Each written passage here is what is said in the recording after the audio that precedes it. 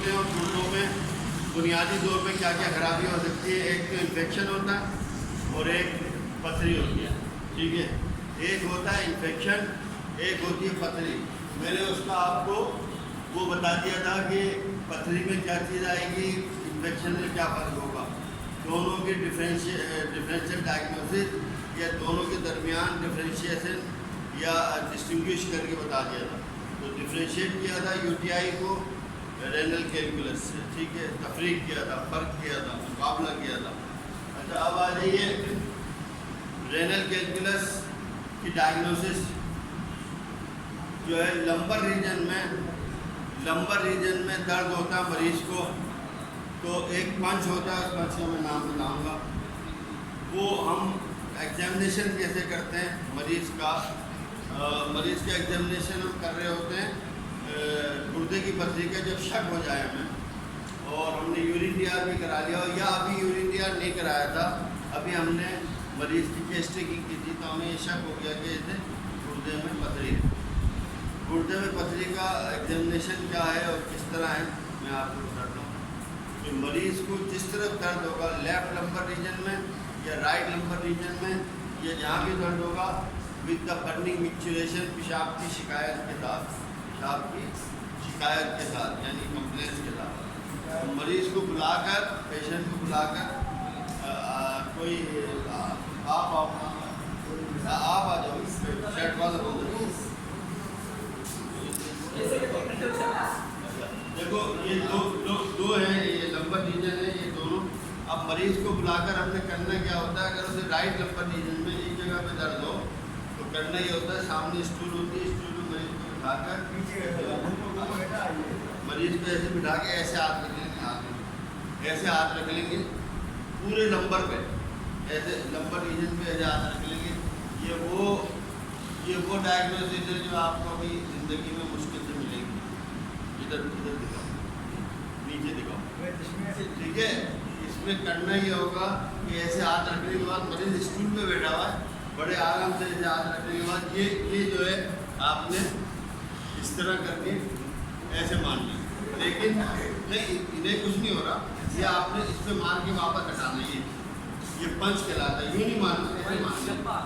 अगर मरीज़ को जैसे कि इन्हें सिंपल सा दर्द हो रहा है बगैर गुर्दे के इन्फेक्शन के, बगैर पथरी के, तो वो तो नेचुरली होगा। गुर्दे के दर्द में अगर आपने ऐसे पंच लगाया, उस पंच का एक खास नाम है, मैं बताता हूँ। तो अगर आपने पंच लगाया इस टेक्निक से तो उसे दर्द होगा, लेकिन पथरी में मरीज उछल पड़ेगा। क्यों उछल पड़ेगा? ये पथरी एक खाली खोखले हिस्से में पड़ी है, मिसाल के पथरी गुर्दे के खोखले हिस्से में पड़ी है या कहीं भी पड़ी है, लेकिन टकरा नहीं रही। ठीक है, जब आप उसे यूँ रख के हल्का सा यूँ मारोगे तो पथरी पहले आगे टकराएगी, पीछे टकराएगी, कहीं ना कहीं टकराएगी, जिसकी वजह से शदीद दर्द होगा। ये बड़ा सिंपल सी वजह है। तो ये डायग्नोस्टिक पंच है, तो इसको हमने देखना है। दूसरी बात ये कि इससे नीचे आ जाए, ये तो रेनल कैलकुलस था, इससे नीचे आ जाए, ये 3 रीजन है, ये रीजन बड़े पेचीदा है। यहाँ से यहाँ तक ये region upper abdomen, mid abdomen तक जो है ना, मेल फीमेल में कोई इतना फर्क नहीं था, ना मेल पे था ना फीमेल। दोनों के गुर्दे थे, दोनों का मैदा था, दोनों की जिगर थी, दोनों का गॉल ब्लैडर था, दोनों में पित्ते में पथरी हो सकती थी। ख़वातीन में ज़्यादा, रात में कम। ख़वातीन में पित्ते की पथरी क्यों हो सकती है? 5F पे मैंने बताया था कि फर्टिलिटी होती है ना, फर्टाइल फीमेल में एस्ट्रोजन हार्मोन होता है कि एस्ट्रोजन खारिज हो रहा होता है। जब एस्ट्रोजन ज़्यादा खारिज होता है तो उसमें पथरी बनने के, बाइंडिंग के, या उसमें जो हमारा बाइल है, जो हमारी जो सिक्रीशन है, उसमें गाढ़ा होकर बाइंडिंग के ज़्यादा चांस है। ठीक है, ये जो सबसे लोअर एब्डोमेन है, 3 रीजन है इसमें, तीनों रीजन मैंने बताए थे। ये रीजन कहलाता है, हाँ जी, मेरा ख्याल है मैं इसको ख़त्म करके फिर आगे शायद मुझसे 3 रीजन है लोअर एब्डोमेन के। ये 2 रीजन एक नाम से है, इंग्वाइनल रीजन या इलियक रीजन, और ये है हाइपोगैस्ट्रियम या हाइपोगैस्ट्रिक रीजन, प्यूबिक रीजन भी कहते हैं। अब इसको हमने मजीद जो है इंग्वाइनल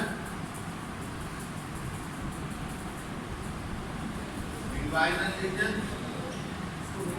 और या इलियक रीजन, इलियक रीजन या इंग्वाइनल रीजन। इसी तरह ये कहलाएगा हाइपोगैस्ट्रियम, पहले दिखा गया है, और ये कहलाएगा प्यूबिक। याद रखिए कि मेल फीमेल में यहाँ फर्क है, दोनों को राइट इलियक में या राइट इंग्वाइनल में, इस जगह पर राइट इलियक रीजन में, राइट इंग्वाइनल में अपेंडिसाइटिस की जो टेंडरनेस, दर्द होगा, जो कैफियत आएगी, जो रीजन है अपेंडिसाइटिस का, जो रीजन है वो ये है। अपेंडिसाइटिस का जो रीजन है वो राइट इलियक रीजन है, राइट इलियक फोसा कहलाता है, right iliac fossa, fossa, right iliac fossa, right iliac fossa. Fossa जो है हड्डी की जोड़ जो है वहाँ आके बनना जगह को राइट, ये राइट इंग्वाइनल रीजन भी कहलाएगा, राइट इंग्वाइनल रीजन। यहाँ ये वाला कहलाएगा, यहाँ अपेंडिक्स है, ठीक है। लेकिन फीमेल में इसी जगह पर राइट ओवरी या राइट बेजादानी, सीधे हाथ की ओवरी भी होगी या सीधे हाथ की ट्यूब भी होगी, ओवरी के बाद फेलोपियन ट्यूब भी होती है। तो सेल्फेंजाइटिस, ऊफराइटिस यानी कि इन्फ्लेमेशन ऑफ द बेजादानी या inflammation of the fallopian tube, ये भी इसी तरह का दर्द कर सकती है, वो भी ऊपर नीचे या उसी रीजन में। मेल में तो है ही नहीं, लिहाजा जहन में यही आएगा कि अपेंडिसाइटिस है। लेकिन खवातीन में डिफरेंशियल डायग्नोसिस है, खवातीन में डिफरेंशियल डायग्नोसिस है, फीमेल में और मेल में। क्या इसमें जो है राइट इलियक फोसा में या इंग्वाइनल में, राइट इंग्वाइनल में फीमेल में क्या है, या तो अपेंडिसाइटिस है या ऊफराइटिस है या सेल्फेंजाइटिस है। अच्छा, क्या है, या तो राइट अपेंडिसाइटिस है, यहाँ भी अपेंडिसाइटिस है, एक्यूट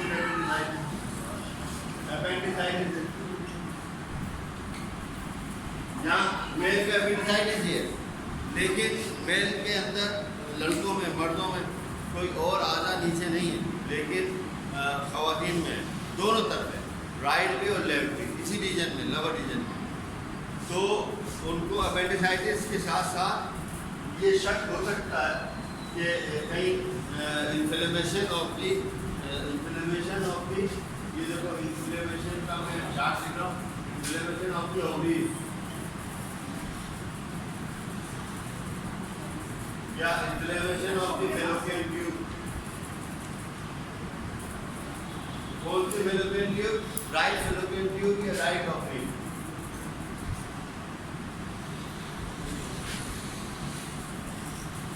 राइट ओवरी या राइट फेलोपियन ट्यूब। जबकि मेल में ये नहीं। अब ये फर्क आ गया ना, ये बड़ी लंबी एक डिफरेंशियल डायग्नोसिस है, ये बड़ी लंबी एक वो है। अच्छा, इसमें भी अपेंडिसाइटिस की जब एग्जामिनेशन या टेस्ट बताए जाएंगे, याद रखिएगा वो 100% अपेंडिसाइटिस, आपको 100 से मुराद मोर देन 95% आप डेफिनेटली बताएंगे कि अपेंडिसाइटिस है, चाहे मेल हो या फीमेल। उसके कुछ टेस्ट होते हैं, कुछ पॉइंट्स होते हैं, मैकफर्नी पॉइंट, ये ट्रिपॉन टेंडेंसी, ये सब होता है जो कि हमने दौरान एग्जामिनेशन मरीज़ को टेबल पर ही या क्लिनिक पर या अपने हॉस्पिटल में बता देना है कि ये पेशेंट अपेंडिसाइटिस का है, या ये पेशेंट जो है, मेल में तो बता ही देंगे, फीमेल में शक शुबे रहते हैं थोड़े से कि उसकी वजह ये मैंने बताया कि वो है डेफिनेट डायग्नोसिस से पहले आपको पता होना चाहिए कि उसको ओवरीज में इन्फ्लेमेशन भी हो सकती है। लेकिन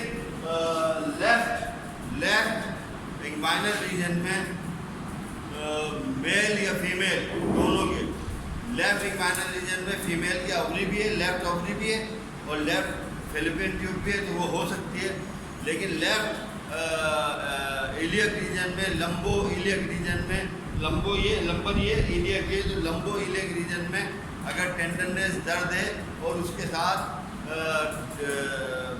स्टूल की कंप्लेंट है जैसा कि डायरिया या कॉन्स्टिपेशन, तो हमें वो कोलाइटिस या डाइवर्ट इसके ये IBS जो मैंने बताया था, या कोलाइटिस या डाइवर्टिकुलाइटिस। डाइवर्टिकुलाइटिस जब बड़ी आंत या कोलोन आके यूं मुड़ता है, तो यहाँ जो टर्निंग आ रही है, यहाँ जो वो एक वेन आ रहा है, बैंड, तो उस बैंड पे जो है वहाँ इन्फ्लेमेशन या सूजन आ सकती है। डाइवर्टिकुलाइटिस होती है इस पूरे डिसेंडिंग, नीचे उतरने वाले कोलोन में, यहाँ इन्फ्लेमेशन ऑफ द कोलोन हो सकता है। उसमें थोड़ा कह लें आसान लफ्ज़ों में, या उसमें दाने, फोड़े या कोई ऐसे लीजन बन सकते हैं जो आगे चल के कोलोन का कैंसर भी हो सकता है। तो ये इस लेफ्ट इंग्वाइनल या इलियक रीजन में ये चीज़ें मिलेंगी। अब आ जाए प्यूबिक रीजन में, बीच वाले रीजन में। बीच वाले रीजन में मसाना भी है, मेल फीमेल दोनों का मसाना है, लेकिन फीमेल की यूटेरस यानी कि बच्चादानी भी है। तो लिहाजा अगर हम देखें सिस्टाइटिस यानी मसाने की इन्फ्लेमेशन, सिस्टाइटिस बड़ी कॉमन सी चीज़ है। सिस्टाइटिस या कोई फाइब्राइड या कोई लीजन या कोई ट्यूमर या कोई यूटेरस में, बच्चादानी में कोई ना कोई ऐसी चीज़ बन जाती है जो कि दर्द कर सकती है। तो हम बता रहे थे अक्यूट एब्डोमेन, और अक्यूट एब्डोमेन में यानी कि जो शदीद दर्द हो रहा हो पेट में, वो पूरे पेट के मैंने तमाम रीजन्स अप्रॉक्सीमेटली 9 के 9 रीजन एक एक करके मैंने उसका खुलासा कर दिया है। देखिए ये जो खुलासा है ये वाकई खुलासा था। जिस तरह मैं पढ़ाता हूँ वो अंदाज नहीं था, जिस तरह मैं बताता हूँ वो अंदाज नहीं था। मैंने पूरे 9 रीजन को मुख्तसर तरीन बयान कर दिया है ताकि आप लोगों को थोड़ी नो हाउ हो जाए, आगे चल के फिर आप प्रैक्टिकल में जाएंगे। तो ये 9 रीजन ऑफ द एब्डोमेन है। जब भी मरीज तड़पता हुआ पेट के दर्द में आएगा तो 9 रीजन से बाहर का अगर रीजन है पेट का, अगर वो ये कहता है कि ये मेरा पेट है, एब्डोमेन है, ये जो हमारी थाई है, तो फिर वो जाने। लेकिन एब्डोमेन के अंदर जितने भी आज़ा मुतवक्का या एब्डोमेन के अंदर जितने भी प्रॉब्लम मुतवक्का हैं वो सारी की सारी मैंने आपको बता दी। ठीक है। अब एक बात मैं आपको बता दूं कि जो कॉमन डिजीज है, कॉमन, वो UTI है। लंबर रीजन में UTI है। UTI लंबर रीजन में होगा दोनों या एक, यानी ये लंबर गुर्दे हैं ना, वहाँ से नीचे आएगा। तो बीच के रीजन में, प्यूबिक रीजन में या हाइपोकोटिक रीजन में होगा। क्योंकि मसाना जो आ रहा है मेल फीमेल दोनों का, वो प्यूबिक रीजन में या हाइपोगैस्ट्रिक रीजन में आ रहा है। जिसको UTI होगा उसको मसाने में भी इन्फेक्शन होगा, गुर्दों में भी हो सकता है, यूरिथ्रा में भी हो सकता है। तो ये कॉमन तरीन जो क्लिनिक पे आने वाले मरीज़ों या अक्सर हॉस्पिटल में आने वाले मरीज़ों की कॉमन तरीन कंप्लेंट जो होती है वो UTI या सबसे कॉमन UTI होती है मेल फीमेल की। और उसके अलावा ये जो आगे हम जैसे पढ़ते चले गए थे और बताते चले गए थे तो वो कंप्लेन होती है। अगर 100 मरीज़ आपको राइट इंग्वाइनल रीजन के दर्द के या लेफ्ट इंग्वाइनल रीजन के दर्द के आ रहे हैं, 100 मरीज़ जो या लंबर रीजन के आ रहे हैं, लंबर रीजन के दर्द के आ रहे हैं, तो उसमें से 100 में से 75 जो हैं वो UTI का शिकार होंगे।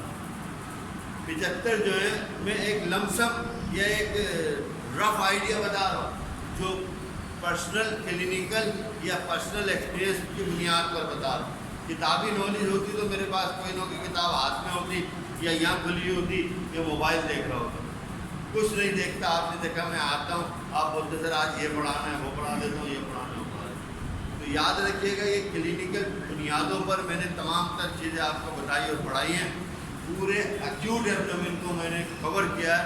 तो कॉमन तरीन लंबा रीजन हो या इलियक, अच्छा इलियक रीजन में राइट इंग्वाइनल या राइट इलियक रीजन में अगर मेल हो और उसको दर्द हो रहा हो, टेंडरनेस हो और उसके साथ साथ मतली उल्टी किसी कैफियत हो और उसके साथ साथ उसका टेम्परेचर 99 या 100 हो, उसके साथ साथ उसका TLC बढ़ा हुआ हो, TLC